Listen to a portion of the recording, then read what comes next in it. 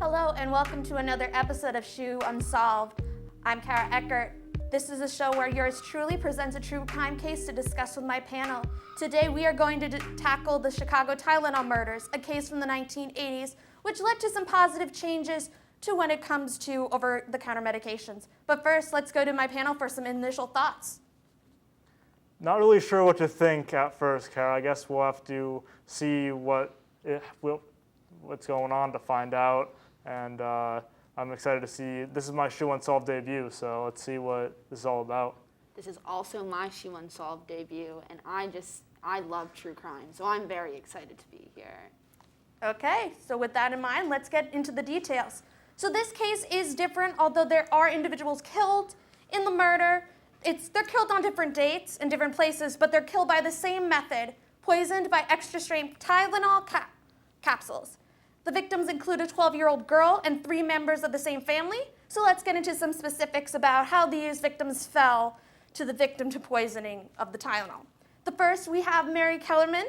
She was a 12-year-old girl, a 7th grader from the northern suburbs of Chicago. On the morning of September 29th, in 1982, she was feeling ill and had a runny nose and had a sore throat. So at 7 a.m. in the morning, Mary was found unconscious after consuming the Tylenol, and she was found unconscious on her bathroom floor. And then her mother rushed her to the hospital, and she was pronounced dead at 9:30 a.m. And her death was originally thought to be due to a stroke, but after toxicology reports came back, it was considered murder. So somebody planted this Tylenol for her. We don't know if it was for her. There's more people to this case. But she was the youngest victim and the first to die. Killing kids is messed up. That's all I have to say about that. If you're killing a 12-year-old, I don't really know what to tell you. It's just kind of mind-blowing to me. Yeah. Killing kids is messed up. If we take anything out of this today, don't kill children. Yes. Okay, so next we have who died was 27-year-old Adam Janus. So he was a father of 2 young kids, and he lived in Arlington Heights, Illinois. On the same day, September 29th, 1982, Adam thought he was coming down with a cold, and he stayed home from work. On his way from picking up his kids at preschool, Adam stopped at a Jewel grocery store and bought a bottle of extra-strength Tylenol. After ingesting the Tylenol, he walked into his bedroom and collapsed, and he fell into a coma and died later at the hospital. The death was first thought to be a massive heart attack, but it was cyanide poisoning. Yeah, that's pretty crazy, too. I mean, you just think that you have a cold and whatever, like 12 hours later. You go to take a Tylenol right? to try to feel better, and then you're dead. It's awful. I mean, my thoughts and prayers goes out to the family. Yeah, but that doesn't end there with the Janus family. Next was actually Adam's brother and sister-in-law. Stanley and Teresa Janus, they were at Adam's house to plan Adam's funeral and be with family and just mourn the loss. And while visiting family, they both complained of having headaches. And they went looking for a remedy. And so they went into his bathroom cabinet in Adam's bedroom where the Tylenol was. And unbeknownst to them, they took it, not knowing that it was laced with cyanide. And so they took the pills, and moments later they collapsed, both dying. Stanley that same day, and Teresa 2 days later in the hospital. And the family actually feared that it was from carbon monoxide poisoning, so they were brought to the hospital for observation. But it was actuality, they all died of poisoning. So, what do you guys think of that? Someone had a hit list that had this family on it. I mean, I don't know what they did. Unless they were just killing random strangers, because that in itself is just a whole nother motive, and it's just a whole weird thing to be killing randos with no motive behind it. Yeah, so we're going to take a little quick side note. So, on the night of the Janus' death, one of the investigators, his name was Nick Pishas, he compared the bottles of Tylenol to the Janus murders and the Kellerman murder. And they both had the same identification code. So that's how they were able to link it together. The code was MC2880. And also the medical examiner told Pishos to smell the bottles, which contained in the Tylenol, and Pishos described smelling the bottle as smelling like bitter almonds, which that's what cyanide smells like. So that's how they found out, just sniffing bottles. So how many members of this family passed away? 3. 3 members of this family passed away when all that they had to do in order to stop this was smell a bitter almond beforehand. Well, a lot of people don't know what cyanide smells like. I don't know what cyanide smells like. I would be dead amongst that family as well. Yeah, I would not know it either because, like, I don't eat almonds. I hate almonds. So, like, if it's compared to almonds, like, I'm going to have no idea what that smells like. So I would probably be in the same boat as the other 3 people with yeah, but having whoever cyanide. invented cyanide isn't going to create, like, something that smells absolutely rancid for, like, a poisonous disease that they're trying to kill people with, unfortunately. Yeah. So our next victim is 35-year-old Mary Reiner of Winfield, Illinois. She was a married mother of 2 and had just given birth to her 4th child. And she took the extra-strength Tylenol to relieve the postpartum discomfort she was having. And then she collapsed and died in front of her 8-year-old daughter, who witnessed the whole thing. That's horrific. Just, like, you come home from school and you're asking your mom, like, what's going to be going on for dinner tonight, and she just collapses and dies in front of you. I couldn't even imagine. That's a college essay right there, though. She's getting into Harvard. Yeah, and it's also sad, too, because the mom just had a baby. Yeah, postpartum, geez. So what happened to the infant in this scenario? Do we know? We don't know what happened with the infant. She was married, so we just know that the 8-year-old had to watch her mother die in front of her? Yes. Wow. Yeah, so. Talk about trauma dumping, geez. Yeah, but our next victim was Mary McFarland. She was 31 years old, and she was a single mother from Elmhurst, Illinois. Mary was working at the Illinois Bell Phone Company when she felt that she was having a bad headache, and she went to the back of her workplace and took the Tylenol and died. So these pills are coming from multiple different Tylenol bottles. Like, these people aren't corresponding with each other necessarily. Yes. So somebody is planted in in different bottles. It's the pharmacist. It's the pharmacist. Just you wait. Is it from the same, like, place that they got the pills from? There was different places, but that's what they were trying to figure out when this was all going on. If there were different places, if it was for different people, we just don't know. Okay. So moving on, our last victim was Paula Prince, a 35-year-old flight attendant from Chicago. On October 1st, Paula came home from work having flown from Las Vegas to Chicago O'Hare International Airport, and she purchased the laced Tylenol from a Walgreens on her way home. Paula was exhausted from flying and took the Tylenol to relieve symptoms of a cold while getting ready for bed. She was found dead in her apartment with a bottle of Tylenol found in her bathroom counter. She was the only victim to actually die in Chicago. But they all were from Chicago? Yeah, they're from, like, the surrounding area. So, like, the different suburbs of Chicago. But she was the only one to die in the city of Chicago. Yes. So this actually sent shockwaves throughout the city of Chicago and also led to a PR nightmare for the company that makes Tylenol, Johnson & Johnson. And it actually led to a massive recall of Tylenol where 3 million bottles of Tylenol was pulled from shelves because they just didn't know if this was a widespread issue.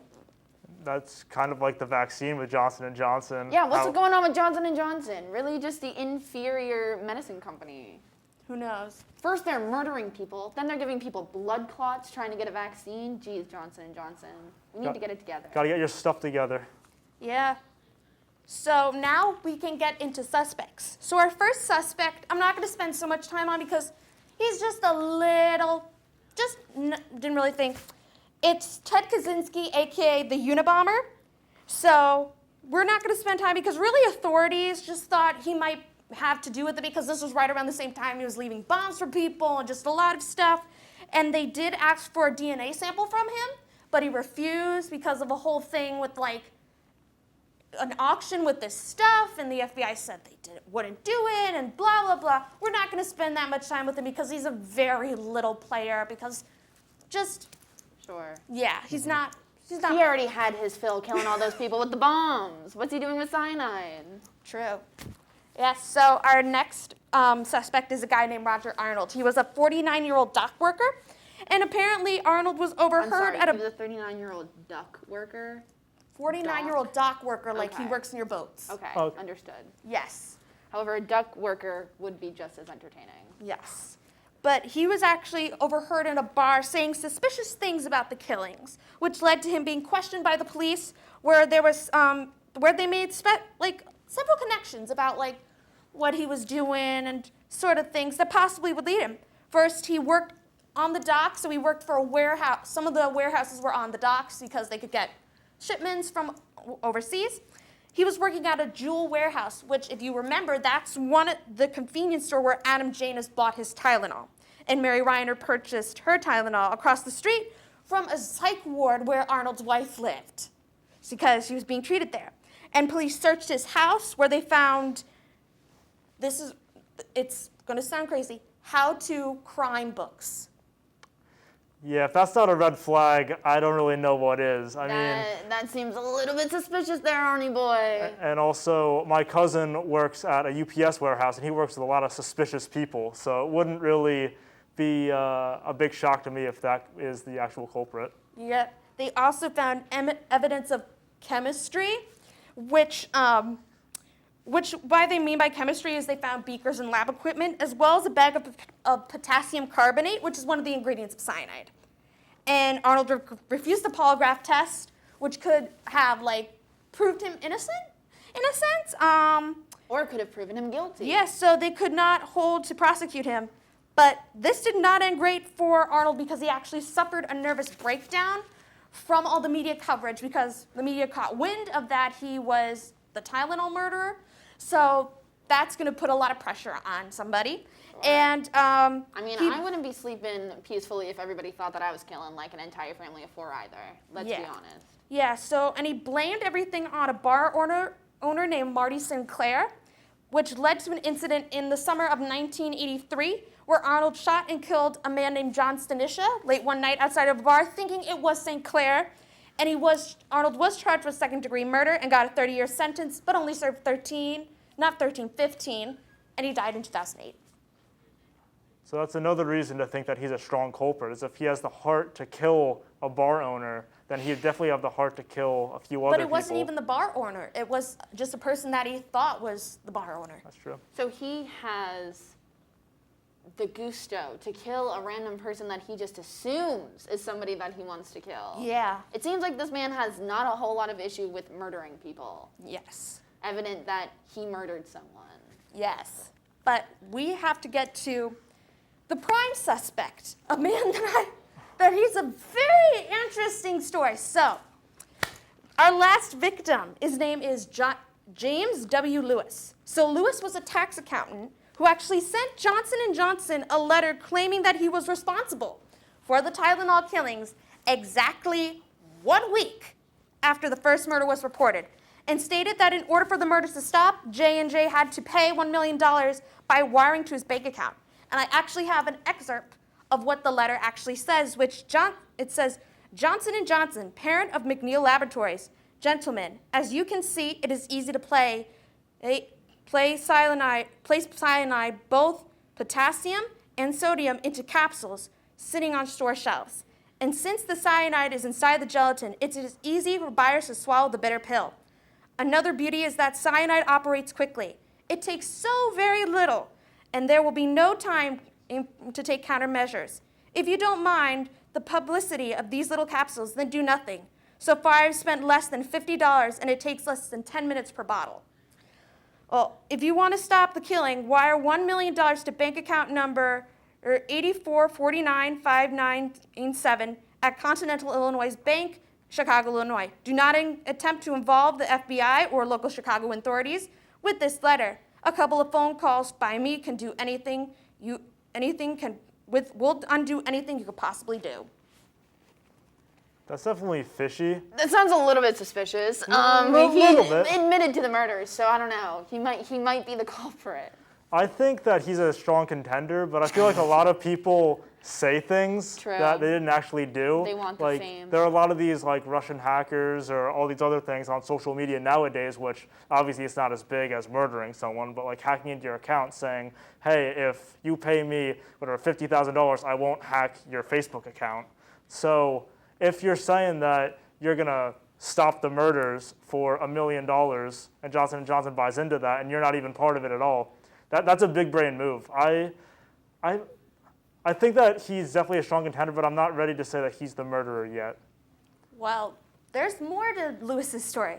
So how they connected him to is that they found his fingerprints on the letter, and a nationwide manhunt ensued, and they ended up apprehending him at the annex of the New York Public Library.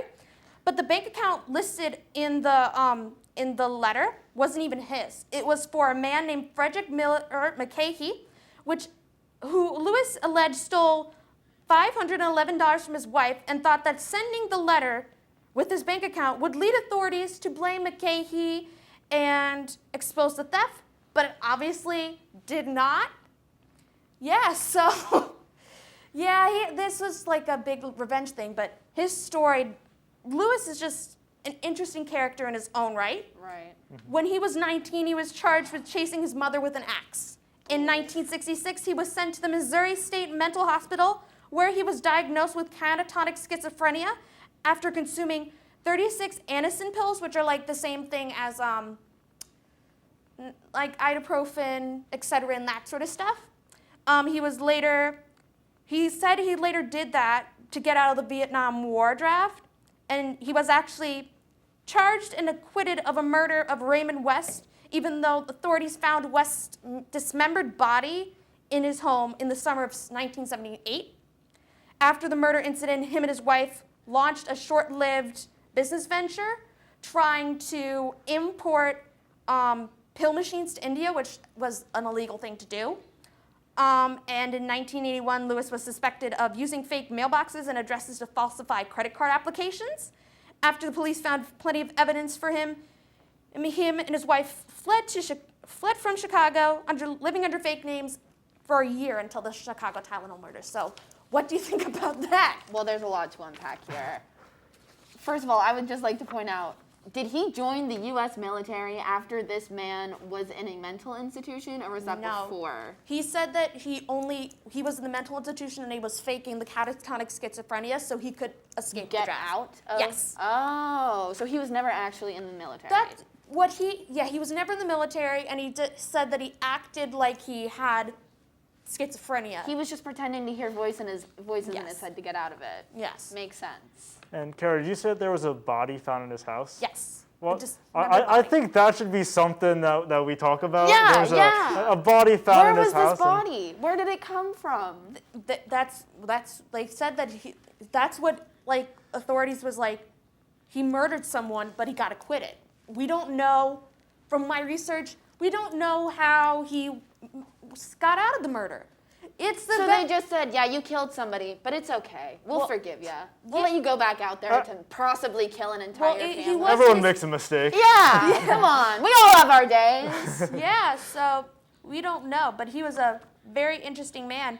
But they did say that Lewis did buy Amtrak tickets for Chicago to New York on September 4th, 1982.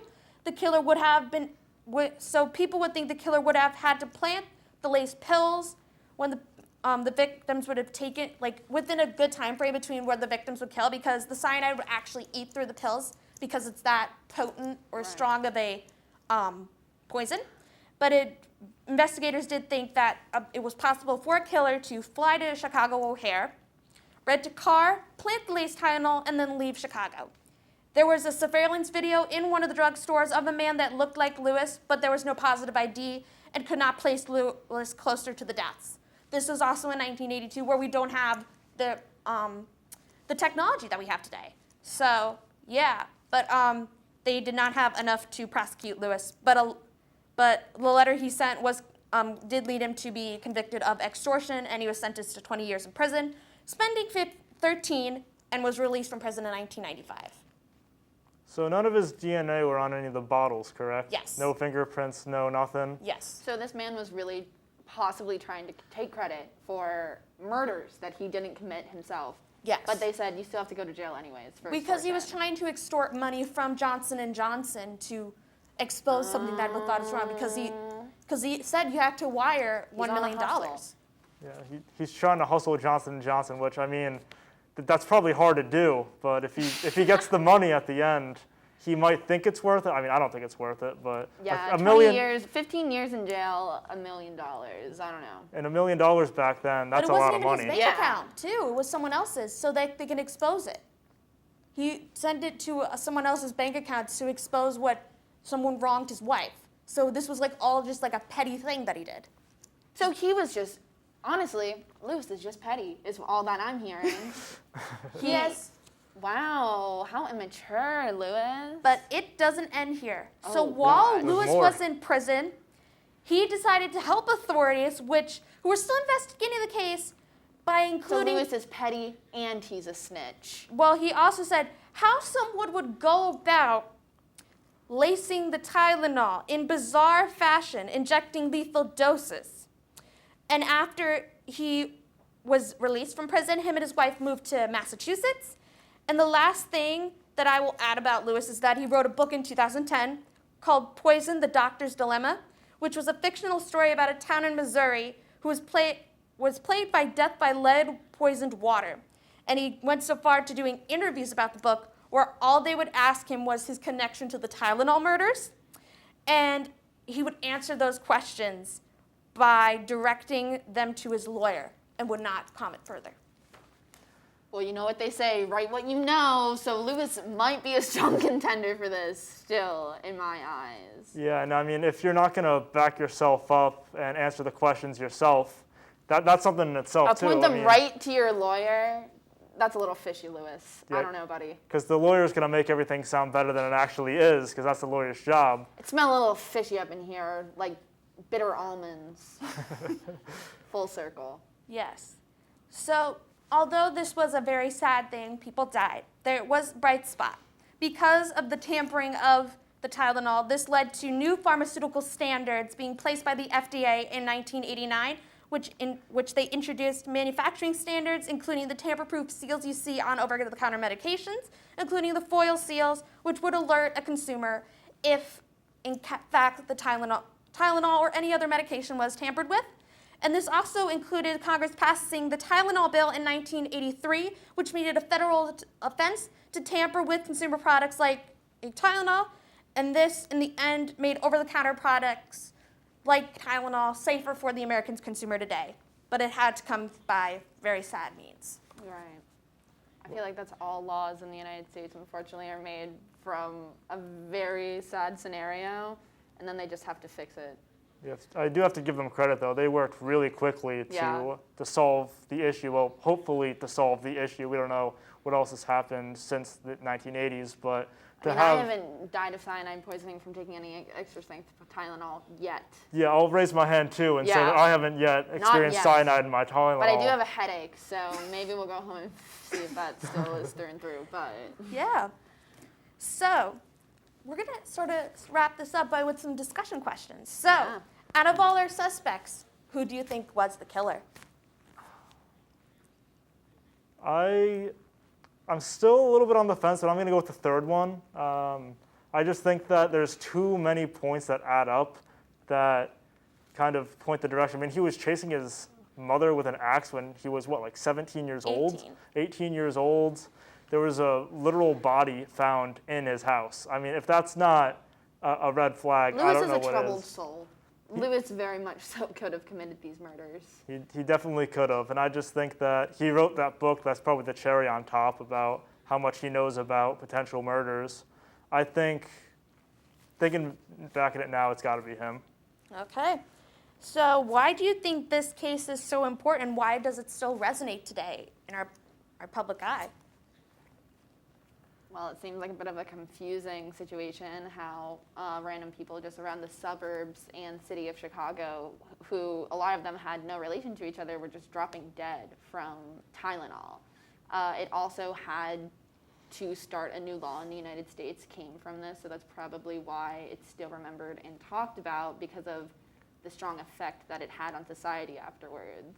And just to add in, Tylenol, it's such a frequently used drug. I mean, right. everyone... You're really demented to poison Tylenol. Yeah, people use it, at least, twice a month, I would say. Right. Like if you have a headache, if you have whatever, any sore muscles, that's the first thing that you think of is your Tylenols, your Advil, stuff like that, your painkillers. Twice a So month, more like twice a day. twice a Jeez, day? No. Then you're in bad shape. Yeah, Yeah. I was gonna say that. No. You should probably see a doctor if Yeah. you're taking that twice a day. But yeah, I think that with the Tylenol and obviously the new bill that had to be enacted, it's definitely something that'll be kept in at least my mind for the next week or so. Yeah. And in that, do you think justice will ever be served for the families? I don't think the loss of a loved one, there will ever be justice served Yeah, no, at all. that can never be justified in my eyes. No matter how much money you might get from the state for settlements or whatnot, you can't get that back. So no. And even if they did try and test and whatever, they give the murderer the death penalty, that's still like satisfying for maybe a little bit, but it doesn't completely It doesn't cover fill that everything. void. Yeah, I mean, you lost a loved one. Right. And that I couldn't even imagine losing like my An parents, my 8-year-old brother, girl anyone. watched her mother die. There's no amount of money that can sum that up. Also, a 12-year-old girl lost her life due to Right. this. So Yeah, the first victim. Yeah. And so for my last question, has this case changed how you see over-the-counter medications? Are you more cautious? What's your view on that? not for me. No, I'm going to continue to live life on the edge and hope that my Tylenol isn't poisoned with cyanide. No, I'm probably not going to take any more precautions than I already am with acquiring over-the-counter medication, to be honest. But I will take into account every time I take Tylenol, probably. Yeah, I'm going to agree with you, Claire. I think that I'm a very trusting person as it is. So if a doctor gives me a prescription, I'll probably take it as I need it. I won't have in the back of my mind, this could be poisonous, this could kill me. I'm just going to take it. So, and then there was also the law that was enacted in the 80s that pretty much makes everything that just happened not going to be able to happen again. Right. So if I see that something is tinkered with, I'm probably not going to take it. And It's like trick-or-treating as a kid. Don't eat the candy that's already opened. Don't eat a Tylenol that seems tankered with. Exactly. Couldn't have said it better myself. Yeah. So with that being said, this case is one of America's most famous unsolved cases, and it has a lasting impact on how consumers buy medications and how they're manufactured in the United States. So we may never know who actually perpetrated this crime, and who knows if justice will ever be served.